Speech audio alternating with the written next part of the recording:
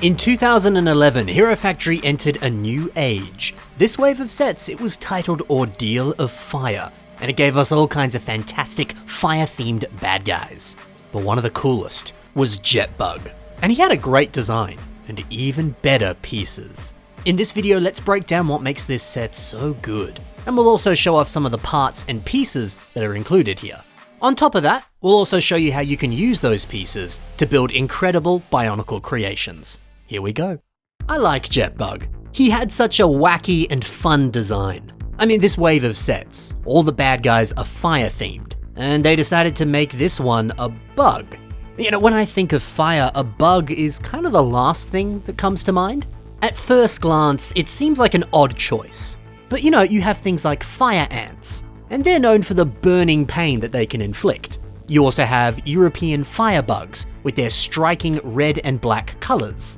So, you know, maybe there are a few fire-related bugs out there.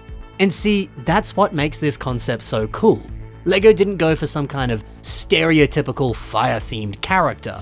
They thought outside the box a little bit, and I really appreciate that.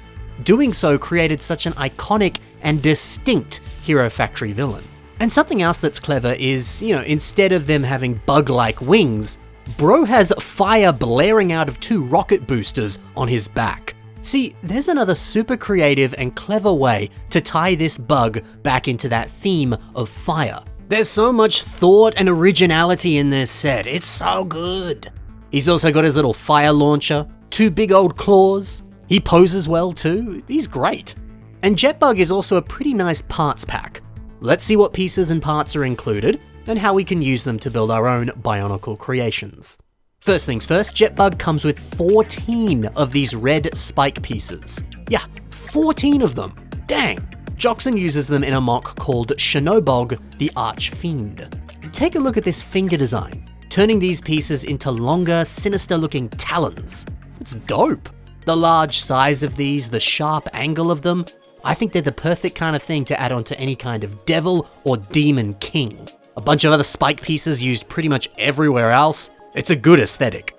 I mentioned before how Jetbug had these 2 booster engines on his back.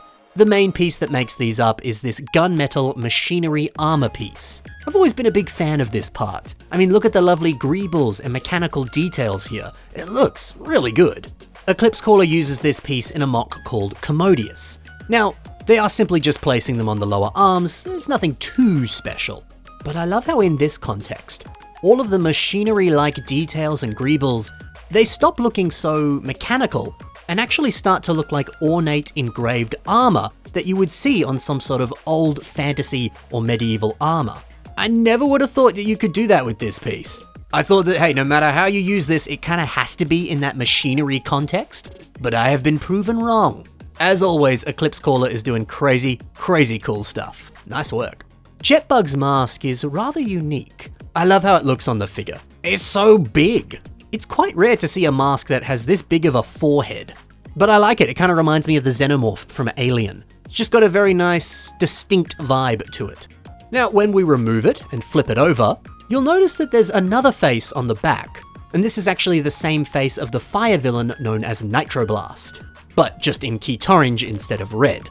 Now, actually, a lot of the fire villains in this wave, they pretty much all had double-sided masks on their heads, and flipping it over revealed the face of another character.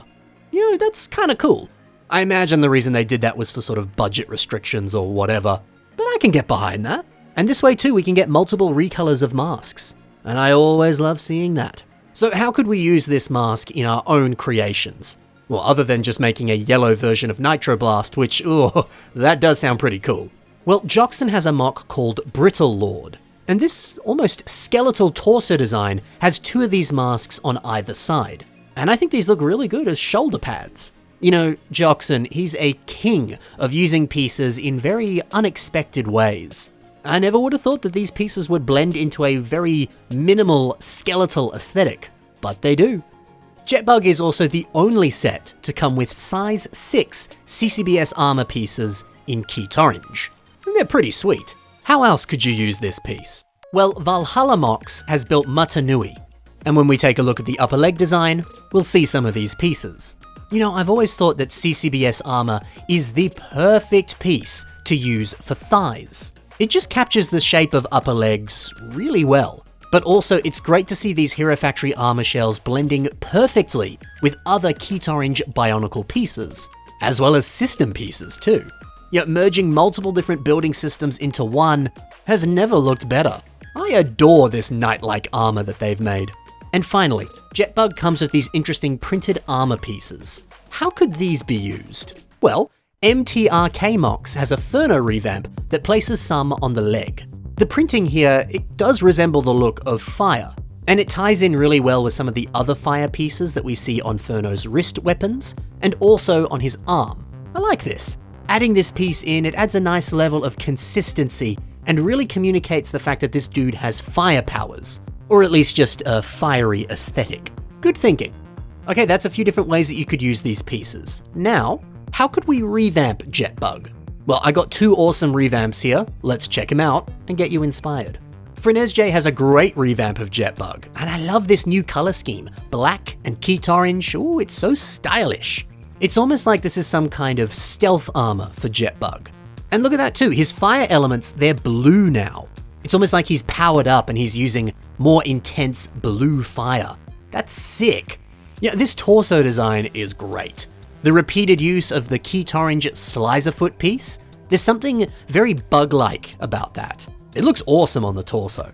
Now, if you want to get some of these pieces, they appear in a set like Kitongu. You can see some of them on his shoulders, they're also on his feet, on his arms, they're all over this set.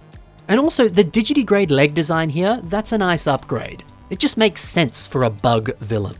And finally, Rock Monster 2000 has another take on Jetbug, and mate, I love this. Drastically altering the body so that they have a very, very mechanical look.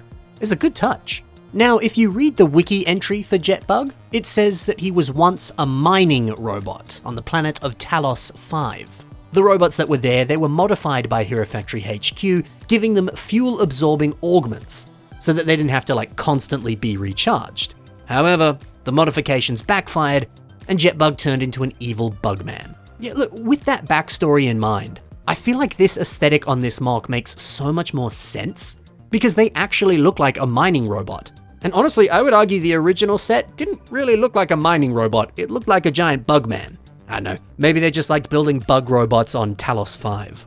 Now with this mock, my favorite detail has to be all of these red highlights. The red barrel on the blaster, the pipes, they just blend in and look so natural, and that pop of red is just lovely. Oh, and what a sensational blend of system and Hero Factory pieces. You know, like these Kit Orange shells as knee pads. That looks sick. Yeah, well done Rock Monster 2000, you nailed this. There you have it guys, that's the wonderful Jetbug.